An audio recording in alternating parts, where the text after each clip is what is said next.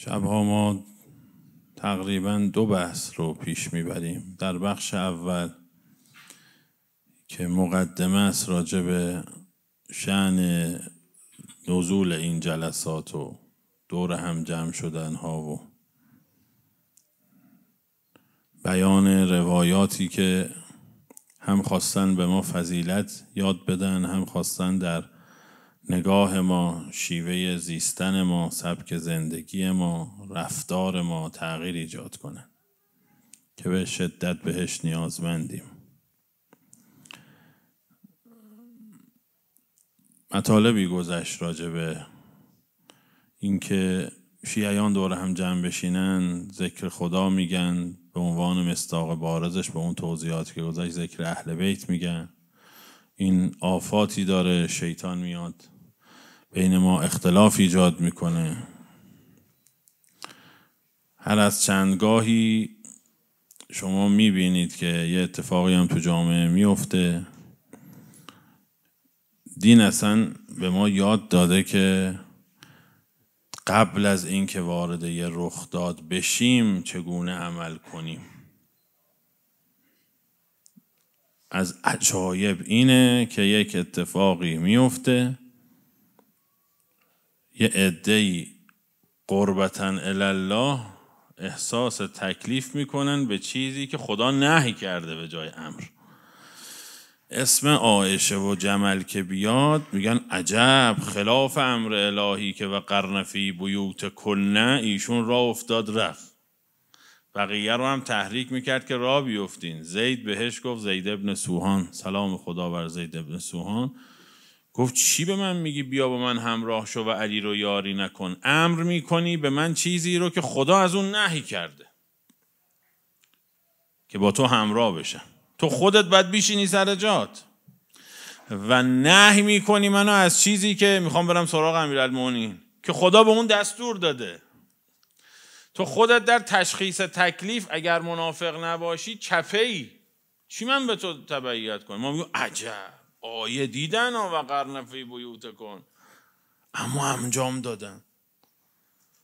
کثیرا ما در جامعه ما هم اتفاقاتی میفته در موضوعی که مردم علم ندارن، احساس تکلیف میکنن، فعلا قربتاً الله یه فحش به یکی بدن،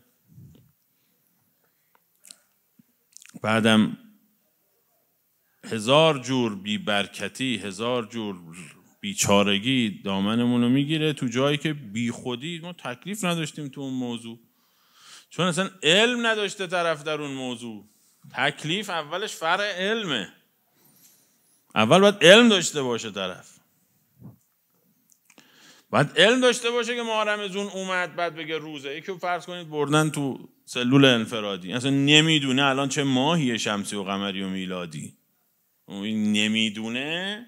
و فرض کنید که یه جوری هم کتکش زدن که شب و روز رو نفهمیده، یه جوری خلاصه دستش نیست الان که. خب این که تکلیف نداشته که شما بگی آقا عقوبتت میکنن چون تکلیف رو اتیان نکردی امر مولا رو، که نمیدونستم. هر وقت بیان شد و فعلی شد و منجز شد بعدا. جالبه که ما یقه اون خانم رو میگیریم. این همش آقا، حالا سعی میکنم طولش ندم از مقدمه نیفتیم، همش مال اینه که ما از منطق دینداری فاصله گرفتیم. یه جایی توی دانشگاه امام صادق یه چند جلسه سلام الله علیه اینو عرض کردم که یه زمان انقدر به ما گفتن اسلام اجتماعی، اسلام اجتماعی، اسلام اجتماعی، اسلام اجتماعی. اونجا هم گفتیم اسلام اجتماعی خیلی مهمه، ولی یه مقدمه داره که اگر با اون مقدمه حرکت نکنی حرکاتت همش خلاف شرعه. و اونم قبلش اینه که شما باید دینداری فردی تو بلد باشی، باید اهل رساله باشی، اهل تبعیت از مرجع باشی. تو بعضی از مسائل اجتماعی انقدر مراجع و کتک زدن، بعد یه طبعا هر کی والدش قهر کرده فکر میکنه از مراجع دیندارتره. حالا اینجا ما حرف زیاد داریم، بعضی از کنشگران اجتماعی عرصه رو به دین تنگ کردن واقعا. نمونهش بعضی از رفتارها در امر معروف و نهی از منکره که علما و مراجع اونو نهی از منکر نمیدونن، میگه آقا این اصلا نهی از منکر نیست. بعد عزیز ما یه بچه بیانیه می نویسه که شما خلاف امیرالمومنین. آقا تو اصلا دست چپ و راست هم بلد نیستی هنوز. تو امور دینداری باید تو هر کاری رفت سراغ مرجع تقلید، متخصص. دینداری هم برای خودش بیچاره بدبخت یه آدابی داره مثل بقیه چیزا. و تو این زمینه بعضی وقتا اون کسانی که ادعا میکنن دینداریمون سکولار نیست و اجتماعیه و اسلام اجتماعی و فلان، بدتر عمل میکنن، گاهی به پاشکه میفته. حالا نمیخوام همه رو باید چوب بزنم، ولی بخش زیادی این مشکل رو دارن. و یه دینی درست میشه که نه طرفدارانش پایبندشن نه غیر طرفدارانش دوستش دارن. و ترسید از این رفتارا، از این روش ها. همه چیز میشه انتقامات قومی و قبیله‌ای. این همون شیوه است که خلفا رفتن. خیلی ما باید بترسیم اینجوری عمل کنیم. احساس تکلیف یعنی این که بگی من قیامت شیعه امیرالمومنین حساب نشم اگر غیر از این باشه، بعد برو کارتو بکن. میگه یعنی من یقین دارم. یقین داری واقعا؟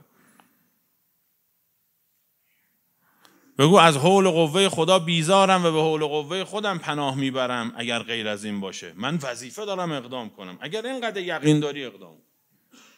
نیست که اینطوری. با یه پیامک احساس تکلیف میکنه. و معلومه با این مدل احساس تکلیف همیشه مراجع از ما عقبن بندای خدا، چون واسه هر یه حکم شرعی پدر جدشون در میان. اینا به این سرعت دانلود نمیتونن بکنن احکامو، بافر نمیکنه. خلاصه اونا کار داره، هر یه حکم پدر جدشون جلو چششون میاد تا یه حکم بخوان صادر کنه. و فاصله گرفتن از عالم متخصص در هر موضوعی ذلت میاره برای جامعه. نتیجهش میشه همین چیزایی که الان ما داریم میبینیم. حالا واضح تر از این نمیخوام حرف بزنم دیگه. تو بعضی چیزا ابتذال دیگه مثل روز روشنه. یه زمانی تو این کشور مثلا فرض بفرمایید که مجتهدین تراز اول فرض کنید که لیدرهای سیاست دینی بودن،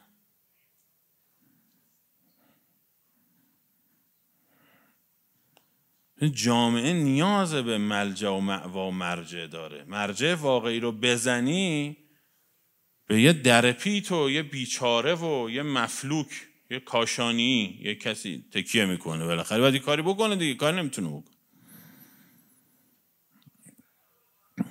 این مسیر رو ما چند بار این اشتباه رو تکرار کردیم، هی هم چکشو خوردیم، بازم ادامه میدیم.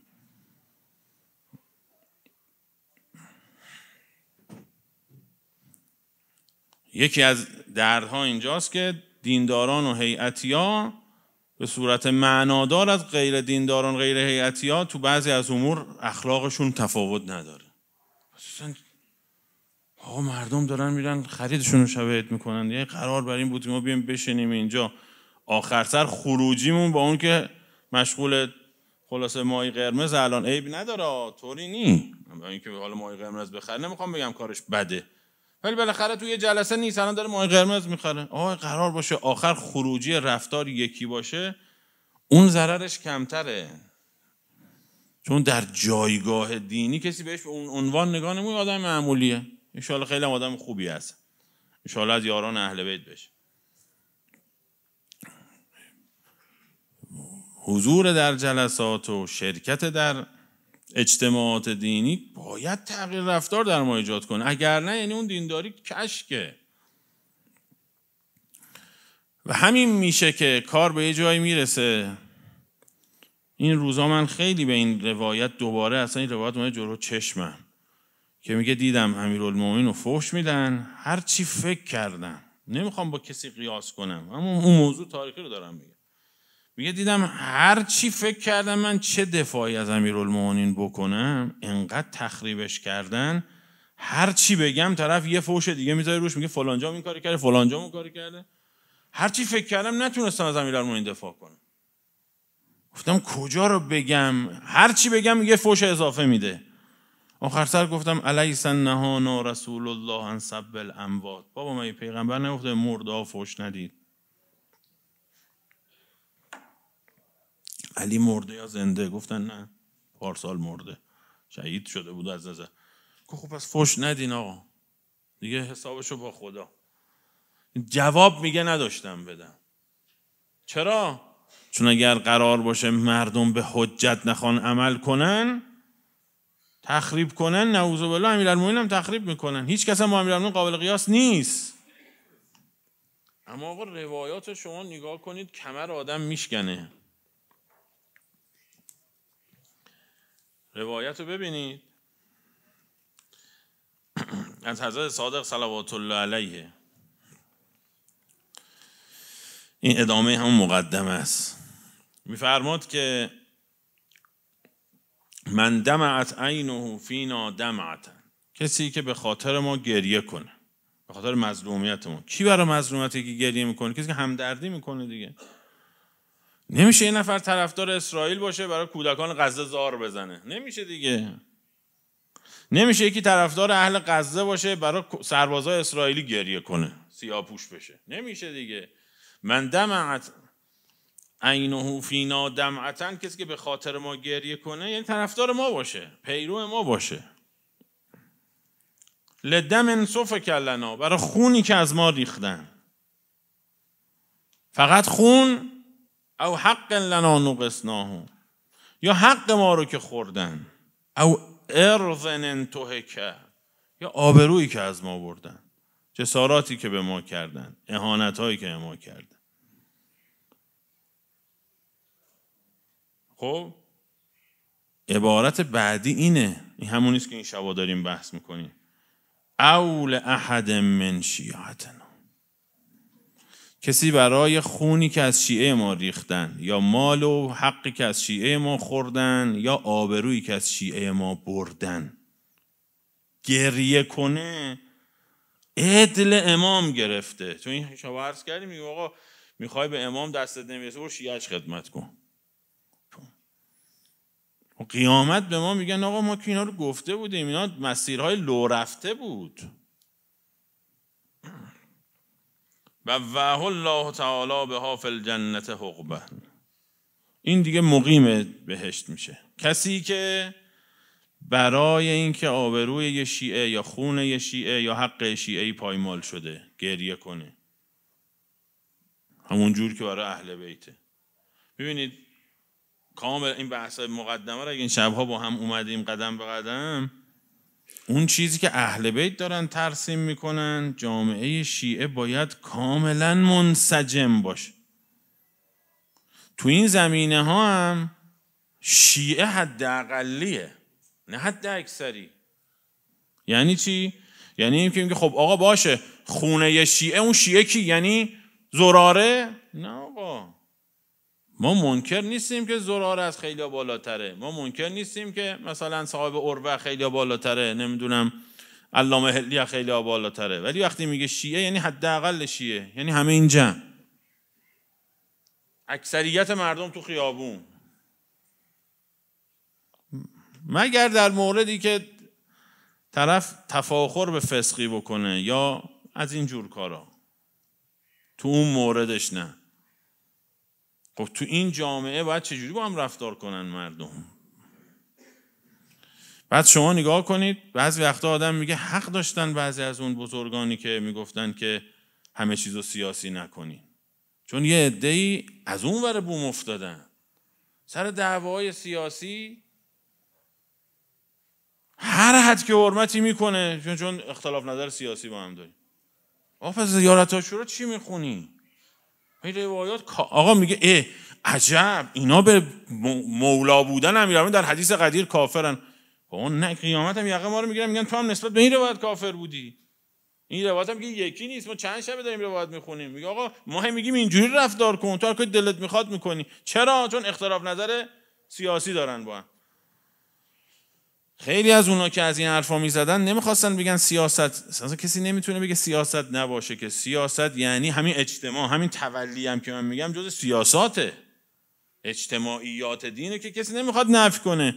یا شما ولی به بهانه یه حزب و گروه و نمیدونم علائق و دستبندی ها و رنگ بندی ها شما حق نداری که اون حق و باطل اصلی و مرزبندی ولایی جامعه رو به هم بزنی. اگر به هم بزنی راهو برای عایشه باز میکنی که شما رو بپاشونه از هم که کردن این کار.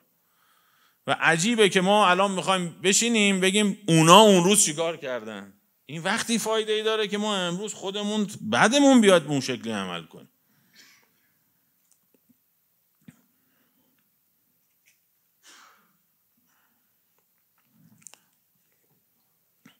حالا باز روایت میخونم شما ببینید.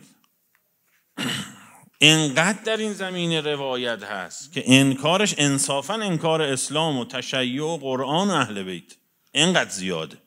همه مضمونا مشترکه. حالا یکشو میخونم ببینید. شبیه مباحث شبهای پیشه، روایتش ولی فرق میکنه، مهمم هست چون تکمیل اونام هست. عرض میکنه پیغمبر اکرم به ابوذر میفرما، ابوذر میگه کنتو جالسا عند النبی صلی الله علیه و آله فی المسجد، اللهم صل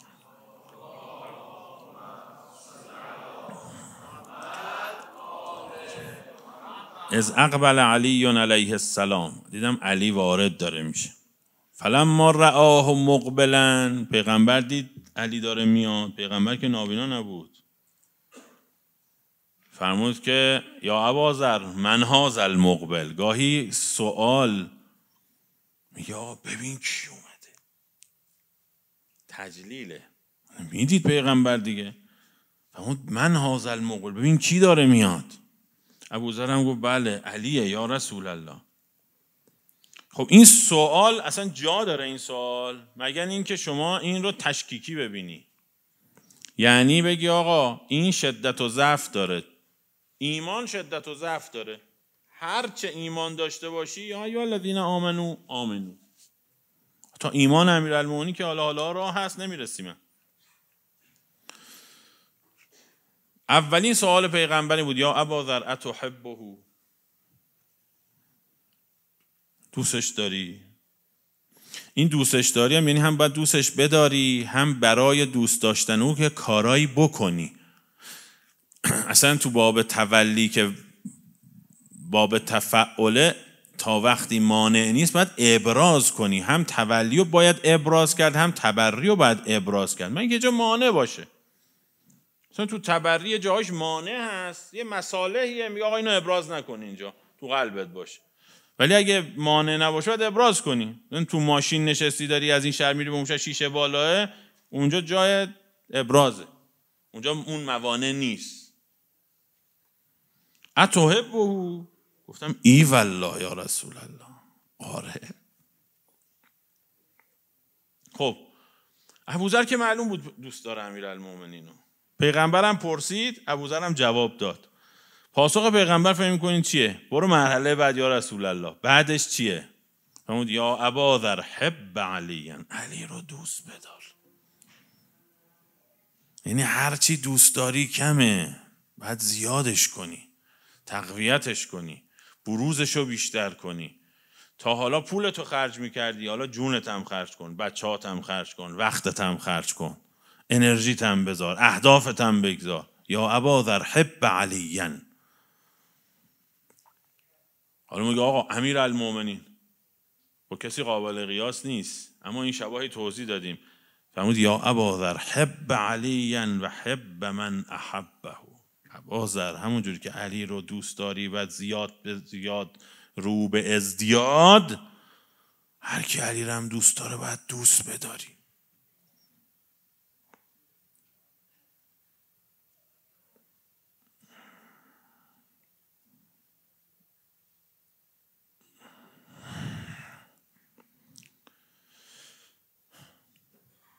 من احبه من النبیین نگفته که، من احبه من الصدیقین نگفته که، من احبه من الاوصیا که نگفته، من احبه من الائمه که نگفته، من احبه من الشهدا نگفته، من احبه من المجاهدین. من احبه یعنی هر که او رو دوست داره، یعنی ما.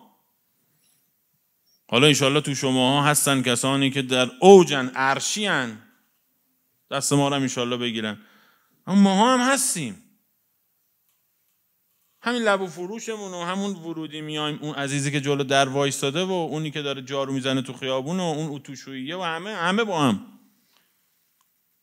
نگفته اهل گناه هم نباشه، بله اگه اهل گناه نباشه مقامش بیشتره، این شکی نیست. یا ابا ذر حب علیا و حب من احبه. قیامت به اون یکی میگن خانم بیا اینجا، شما کافر شدی به آیه مباهله، آیه تطهیر، حدیث قدیر، میگن کاشان بیا اینجا بینم. تو که اینا چند تا این روایات دیدی، تو چرا اینجوری عمل نکردی؟ یا ابا ذر حب علیا و حب من احبه. بعد عبارت رو ببینید. فکر نکن حالا دوست داری محبان علی و علی رو مثلا پوانی به اونا دادی، یا شبای پیشم عرض کردیم اینو که فکر نکن یک هنری کردی در مورد اونا. فرمود پیغمبر فرمود فان الحجاب الذي بین العبد و بین الله تعالی، اون حجابی که بین بنده است و خدا، اللهم اغفر لی الذنوب التي تحبس الدعاء، مثلا حجاب فاصله ایجاد کرده بین عبد و خالقش. یا ابا ذر فان الحجاب الذي بین العبد و بین الله تعالی حب علی ابن ابی طالب. حب علی داشته باشی حجاب برطرف میشه. یه چیزایی به امام صادق گفتن شما که خسیس نیستی فدات بشم، این کیسه زرده چی هر جا میری حواست به اینه؟ مردم کیسه طلاشون رو میپان، زلزله بشه درن اون طلا رو برمی‌داره میرین، کیسه زرده چیه دنبال شما؟ فرمود فیها تربت الحسین، تربت حسینمونه. گفتم آقا اینو چی کارش میکنی؟ فرمود السجود علی تربت الحسین یخرق الحجب السبع. پرده های حاجب بین خدا و بنده رو از بین میبره. یکی چیه؟ یکی این تربت سید الشهدا، سجده بر تربته. یکی چی؟ حب علی. و حب علی معیارش حب من احب علیان. اگه این نیست اون نیست. یه مادری که خیلی بچه‌شو دوست داره، همسایه میگه من خیلی اینو دوست دارم، ولی روز یه چک میزنه تو گوش بچه‌ش. یعنی دوست محبت نیست. فرمود حجاب بین بنده و خالقش رو از بین میبره حب علی. بعد فرمود یا ابا ذر حب علی مخلصا. علی رو میخوای دوست بداری به این منافعش توجه نکن، به این نگاه کن که چطور خدا اجازه داده تو این همه چیز تو دنیا یه بیمقداری مثل من بگه منم جزو محبان علیم. اگر به این فکر کنی اصلا از حال میری بیهوش میشی، باورش نمیشه آدم.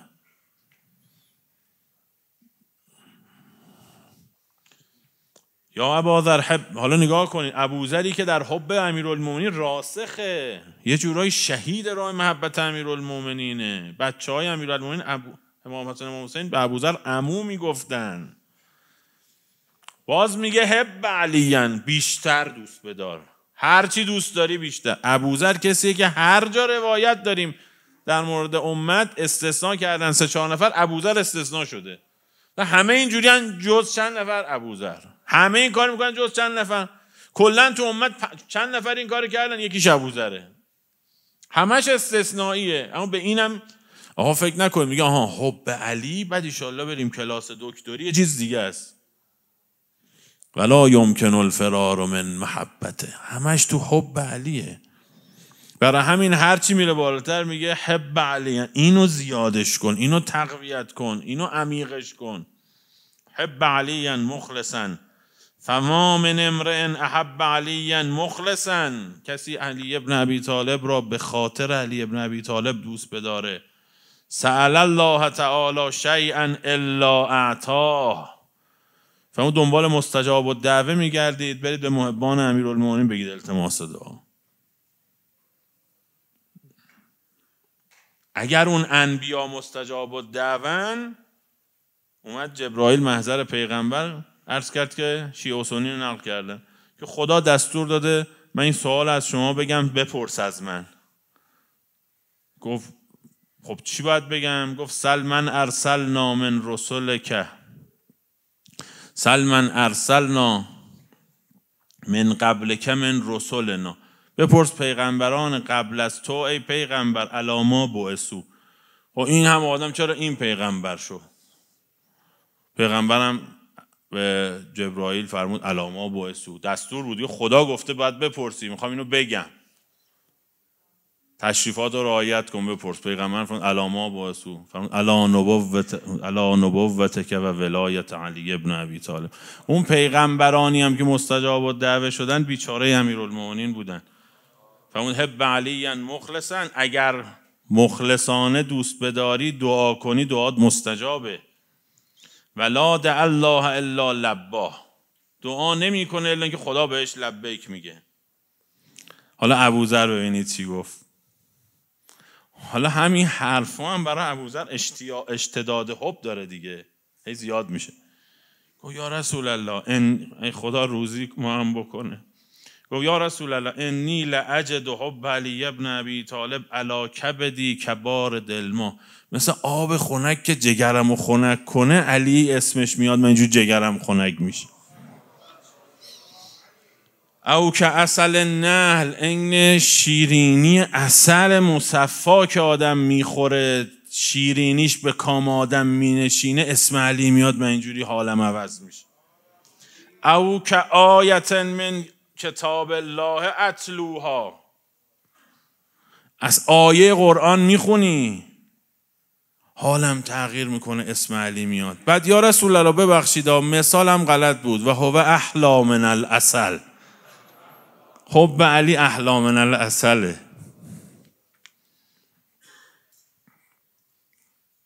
حالا تا اینجا نگاه کن. باز دوباره پیغمبر میخواد جایزه بده به ابوذر، داره این حرفو میزنه، باز برگردون که حواستو جمع کن. فرمود که نحن الشجرة الطیبه، اون درخت طهارت ما هستیم. و العروة الوثقی، اون عروه وثقا، اون ریسمان الهی که هر که به او آویزان بشه نجات پیدا میکنه. طرف داره غرق میشه، یه تنابی یه چوبی میدن بهش از تو استخر آب بیارنش بیرون، نجات بخشه. ماییم و محبونا و رقها، ما درخت حقیقت و پاکی هستیم، شیعیان ما برگه های اون درخت. یعنی اگر علی رو دوست داری باید بیچاره شیعیانش هم باشی. فمن اراد الدخول الی الجنة فلیستمسک بغصن من اغصانها، کسی که میخواد وارد بهشت بشه به این شیعیان محبین ما پناه ببر. از این روایات آقا تا آخر ماه رمضان هر شب فقط همین روایات بخونیم بیشتر هست، کمتر کتابی پیدا میکنیم که اینا توش نیست. یه جریانی به خاطر یه جور منافع کار رو به یه جایی رسوندن. یه 2 تا جمله چو فقط میخونم، اعصابم نمیکشه بخونم. بعد ما هم یه جور دیگه. این روایت در کافی شریف آمده، گفته طلحه و زبیر گفتن. در بصائر الدرجات گفته عایشه گفت. حالا شاید این گفت، اون 2 نفر احتمالاً رفتن به اون فرد ابلاغ کردن. وجه جمع 2 تا روایت اینه، چون که این خانوم با مستقیم با کسی ارتباط نمی گرفت. از جمله ورودیش هم میخوره این که وجه جمع این 2 تا باشه، دستور از این باشه گفته ها رو اونا منتقل کرده باشه. گفت التمسوا لی رجلا شدید العداوه. این چه سالیه؟ بنی امیه کجا بود؟ این سال 36. گفت یه آدمی پیدا کنید که شدت داشته باشه دشمنیش، لحاظ الرجل، دوست هم نداشت اسم امیرالمومنین رو ببره. تو صحیح بخاری هم هست، میگه یه روزی پیغمبر اون روزهای آخر که خیلی بیماری شدید شد، یکی از پسران عباس و یه مردی زیر بغل پیغمبر رو گرفته بودن، کشون آوردن تو مسجد. ابن عباس میگه اون یه مرد میدونین کی بود؟ اون یه مرد علی بود. در این حد این خانوم خوشش نمیومد اسم علی رو ببره، در این حد که بگه زیر بغل پیغمبر رو گرفته بود، نمیتونست تحمل کنه. معاویه کجا بود اون موقع؟ التمسوا لی رجلا شدید العداوه لهذا الرجل یعنی علیه، میگه منظورش علی بود، اسمی بود. حتی ابعثه الیه، یه پیامی دارم میخوام بفرستم براش. فاتیت به، حالا زویر نفتن که برشتن آوردن. فتمثل بین یدیها، نشست در محضر خاتون. فرفعت الیه رأسها، سرشو بلند کرد به سوی طرف. فقالت ما بلغ من عداوتک لهذا الرجل. اول امتحانش کرد، گزینش کرد. این همه روایت که خودش هم جزو راویان این حرفا هست. یه روزی ابوبکر داشت رد میشد، صدای جیغ میاد بلند از خونه پیغمبر. رفت تو، دید ایشونه داره داد میزنه سر پیغمبر و میگه من میدونم تو علی و فاطمه رو بیشتر از من و بابام دوست داری. معترض. یعنی اون حب علمش بود، اما خب آدم گاهی علم داره عمل نمیکنه دیگه. گفتش که ما بلغ من عداوتک لهذا الرجل. این ورودی بحث آیه تطهیره، چون ورودی بحث آیه تطهیر خدا اول با خانومای صحبتی کرده، بعد آیه تطهیر رو مطرح کرده. آیه تطهیر شروعش اینجوریه که و قرن فی بیوتکن، بشینید سر جاتون. همه جا احساس تکلیف نیست، بلکه گاهی اصلا یه چیزی که خلاف امر الهیه بلکه نهی الهیه رو به اسم تکلیف جا میزنید. بشینید. طرف گفتش که جواب داد ببینیم تو شایستگی اینو داری بفرستیمت پیش علی یا نه؟ گفت کثیرا ما اتمنا علی ربی انه و اصحابه فی وسطی. زیاد از خدا خواستم که علی و یارانش تو میدان باشن، من توفیق پیدا کنم. فضربت ضربة بالسیف، و من بتونم گردن اینا رو بزنم. هر شب با آرزوی این که دعا میکنم گردن علی رو من بتونم بزنم میخوابم. خلاصه گفتش انت لها، پس تو شایسته ای. فذهب به کتابی ها، اینو ببر، این روایاتو ببر بهش بده، اما حواستو جمع کن. اما انک ان رأیته ضائنا رأیته راکبا علی بغلة رسول الله. اگه دیدی رو مرکب پیغمبر نشسته نگو برخی جا بزنی، این فیلمشه نستجیرو. متنکبا قوسه معلقا کنانته به قربوس سرجهی. اگر دیدی اینجوری وسایل رزمش آماده کرده، اینجوری رو مرکب گذاشته. و اصحابه خلفه کانهم طیر صواف. این پرنده های مهاجر رو دیدید که مثلا یه هشتی حرکت میکنن تو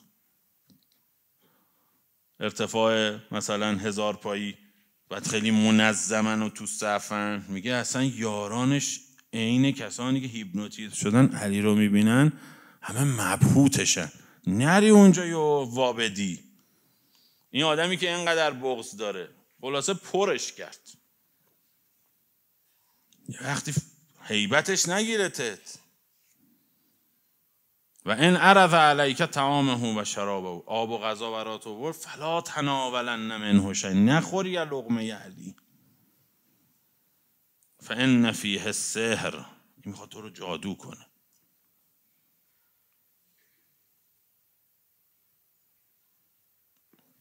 ما باشیم چی میگیم؟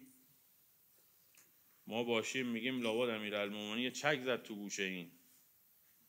لقد امیرالمومنین گرفت اینو تیکه پاره کرد. وقتی وارد شد عقب وایساد، جلو نمی اومده این حرفایی که عایشه بهش زده بود. حضرت فرمود که میخوای بریم یه گوشه بشینیم؟ گفت نه نمیام، هرچی هستم اینجا بگین. حضرت فرمود ترسیدی سحرت کنم؟ نه، بهت گفت گول مرکب پیغمبر رو نخوری. آره، از این آب و غذا هم نخوری. ازت پرسید چقدر از من بدت میاد، تو هم گفتی هر شب در آرزوی قتل علی میخوابم. جا خورد ازم، هم جا خورد، هم انشالله یه روزی ما یه دنیای صحنه‌ای به ما بدهکاره. یکی از اون چیزهایی که ما دوست داریم رخ بده اینه که تو پهنه قیامت ما وایسیم بیت ابن ابی‌الحدید رو ببینیم که حضرت رفت در قلعه رو کن. یا قال الباب الذی عن حظه عجزت اکف 44. هیبت امیرالمومنین چیزی نیست که لازم باشه تعریف کنی. خب این کارا رو گفتن و حضرت هم وایستاده، دید حضرت به این خشم نداره. گفت بله اینا رو گفت. بعد حضرت شروع کرد که با من مشکلت سر اینه، نه این آیه رو ندیدی؟ تو اون روایت کافی میگه اون هی میخوند، حضرت گفت نه آخه اینجاشو اینجوری فهمیدی، درسته؟ 70 بار رفت و برگشت کردن. گفت آخه این آیه اینجوری میگه. فرمود خب این آیه رو اینجوری معنا میکنی نه؟ در حالی که اینطوریه. گفت آره.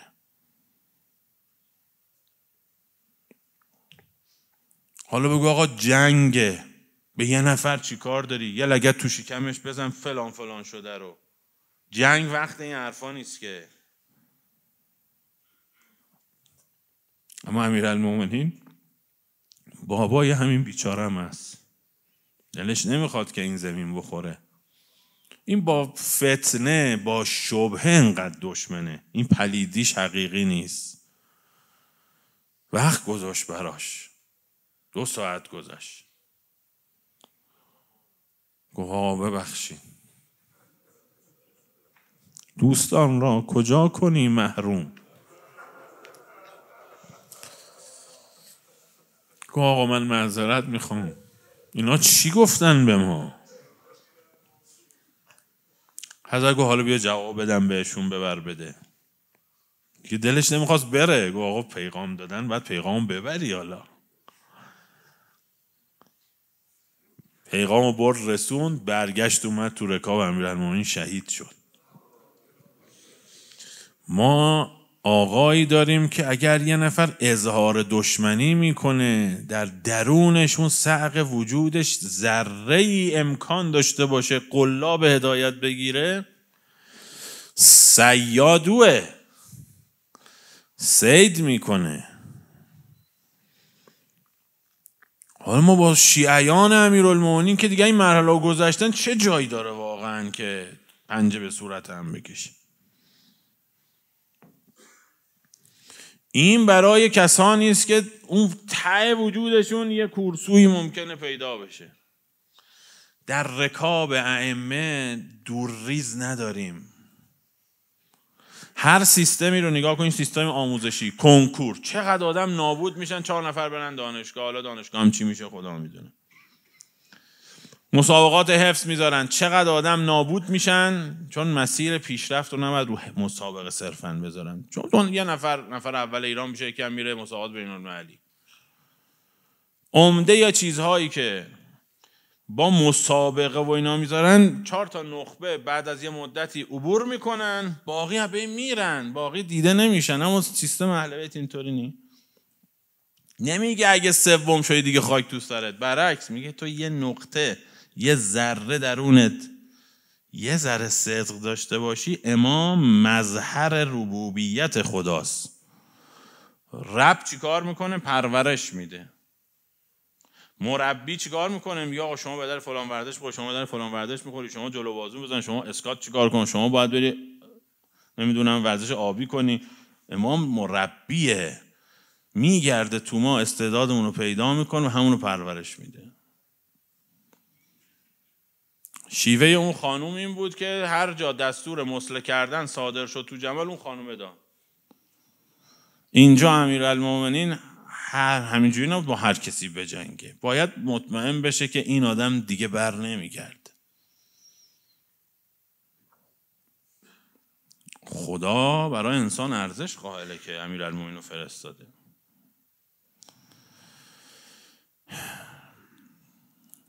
اصلا موضوع آیه تطهیر که حالا از الان میخوایم وارد بشیم، فقط عنوانشو میگم میذارم برای فردا، این احترام به ماه. شما اگر بری یه روز مدرسه فرزندت یا خودت سر کلاس دانشگاه و حوزه و مدرسه بری ببینی، مثلا فرض بفرمایید که بزرگترین فیزیکدان عالم رو، حالا خاک بر فرق تمثیل من چون اونم فضیلتش تو یه جهته، خصوصا معلم کلاس نهم، بچه شرم بره خونه اولش میگه نمیدونی معلم فیزیک اون کی بود، همینی که تلویزیون نشونش میده، همین که هم جایزه نوبل فلان گرفته، نه خیلی هزینه کردن. میفهمه اینو؟ خدا برای هدایت ما امیرالمومنین رو فرستاده، خیلی هزینه کرده.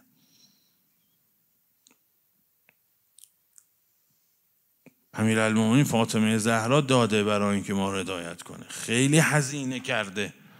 برای همین به این راحتی نمیگذره که بگه حالا 2 تا شم ریخت دور ریزم تورینی، نمیذاره. بله هدایت اختیاریه مگر اینکه کسی نخواد مسلم بشه. و اینا سید الشهدا نگاه کنید تو کربلا عمر سعد هم دعوت میکنه، شمر هم دعوت میکنه، خیلی ها نمیان، یه دم میان، تلاششو میکنه. به این راحتی خط رو کسی نمیکشه. اصلا روایت از پیغمبر رو، من یکی از معانی مولا اینه، مولا اینی گردنگیر. اصلا آدم بفهمه مولا داره. شما بدونی یه نفر تو بازار هست، من میخوام یه مغازه حجره تو بازار میزنم، کسی من نمیشناسه، گنده بازار میاد دست من میگیره سر دم حجره، میگه این با منه، حسابش حساب منه، هر جا کم آورد من میدم، شما برو با هر کی خاصی معامله کن، اصلا نمیگن چقدر میخوای، همینجوری عدل تریلی بار میدن. چرا؟ به اعتبار شما نیست که، به اعتبار اون گنده بازاره. یه اعتبار پیدا میکنه. شما نترس معامله میکنی دیگه، چون یکی از جورتو بکشه. پیغمبر فرمود ایما مؤمنن، هر مؤمنی که بدهی داره، قرض داره، دین داره، گرفتاره، نداشت بده، فأتنی، بیایید پیش من، فانا مولاه، من پرداخت میکنم. بی کس و کار کنی.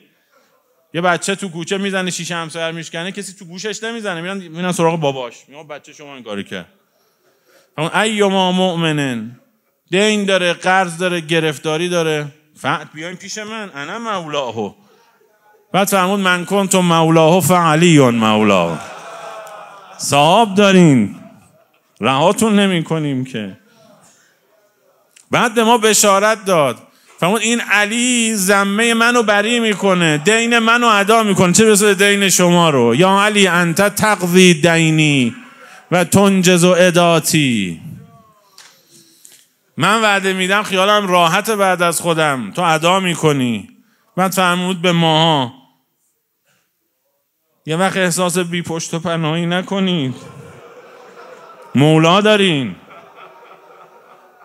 حالا اون مولایی که انقدر ارق داره به شیعیانش، سربازانش، نوکرانش، امام رضا فرمود آلیت علی نفسی، قسم خوردم اگر کسی به شیعه من در دنیا اهانت کنه. این باب من اهان لی ولیاً، شیعه و سنی خیلی روایت دارن، کلمه رو سرچ کنید، من اهان لی ولیاً، کسی شیعه ما رو اهانت کنه، سبک کنه، پشت سرش حرف بزنه.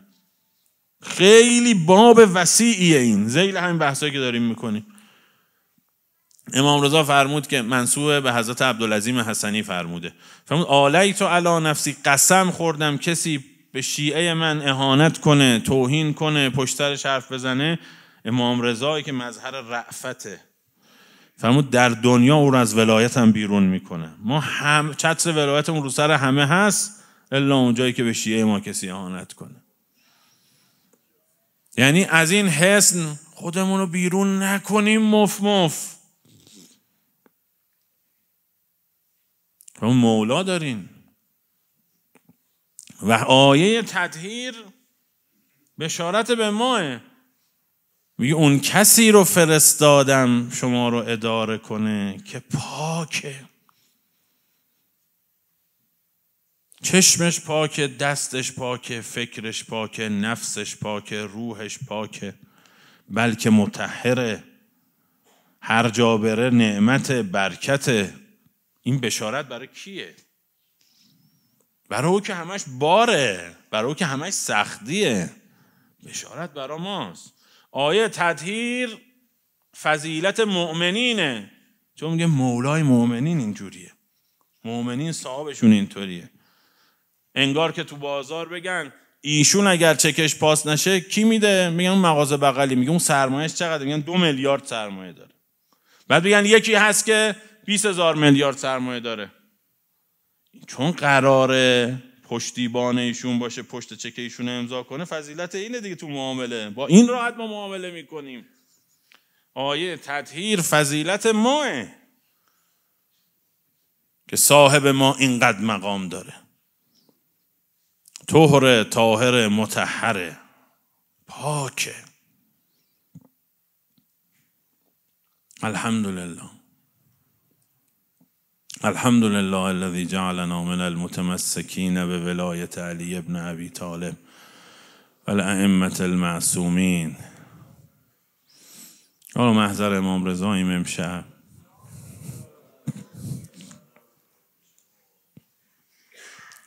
دلمون برا حرم تنگ شد.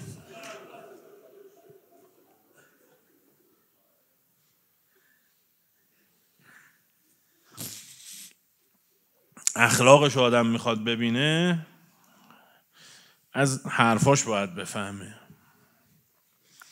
به پسرش نامه نوشت که تو رو از در پشتی میبرن، از اون در کوچیکه پشتی تو رو میبرن، چون در اصلی خونه ما که بزرگه گدا وایستادن منتظر. بعضیا نمیخواستن امام جواد به چشم بیاد، بعضیا موقع ذاتن کنسن، شاه میبخشه، شاغلی انقلت داره، نه حالا زیادیه ولش کن. عجیبن بعضیا. فرمود تو رو از در پشتی میبرن، از در اصلی برو. اینا با امید اومدن. کیسه ها تو پر کن، به مردم کمتر از 25 دینار نده. خیلی عدد قابل ملاحظه‌ایه. اینا با امید اومدن در خونه. جوادم و کسی که به آقازادش اینجوری دستور میده خودش چجوری رفتار میکنه؟ امام صادق سلام الله علیه که خیلی دلش میخواسته ما انشالله نمک به حرام نیستیم، هر وقت حرم امام رضا میریم انشالله حداقل اون که نیاز نداره از طرف امام صادق سلام الله علیه یه سلام بکنیم. اون ما رو یاد داده اینجوری ارق داریم به امام جواد، به امام رضا سلام الله علیه. فرمود یخرج الله غوث هذه الامه و غیاثها. خدا فریادرس امت رو میرسونه. بعد امام کاظم نشسته بود، گفتن آقا کیه؟ فرمود پسر ایشونه. آدرس داده به امام رضا. در روایت دیگری فرمود که خدا رأفتش رو به برکت او در عالم منتشر میکنه. دیگه حالا توسل کنم شما رو به فیض میرسونن. دیگه روزه زیاد داره ولی میخونن. من دلم میخواد که یه بار اسمشو ببرم. یه روزی میشه به زودی که الیوم نختم علی افواههم، بر دهانها مهر میزنن، چشمها دو میزنه. و قیل من راقن، هم موقع مرگ اینطوریه هم در پهنه قیامت اینطوریه. آدمی که از هول و تکون از همه طرف مورد حجم است، مورد عذابه، میگرده ببینه کی میتونه نجاتش بده، ولی دیگه حرف نمیتونه بزن. امام رضا سلام الله علیه وعده داده فرموده اونجا من میام سراغتون. من چند جا که خیلی شما در ترسید در خوفید من میام نجاتتون میدم. اونجایی که دهان شما بسته است نمیتونید منو صدا کنید من میام شما رو پیدا میکنم. یا ابا الحسن یا علی ابن موسی الرضا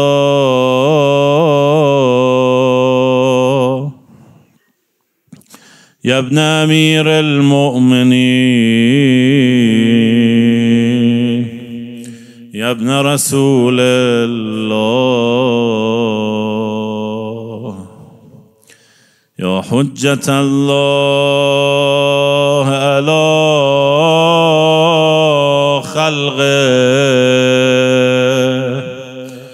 یا سیدنا و مولانا انا توجهنا واستشفعنا وتوسلنا بك إلى الله وقدمناك بين يدي حاجاتنا يا وجيه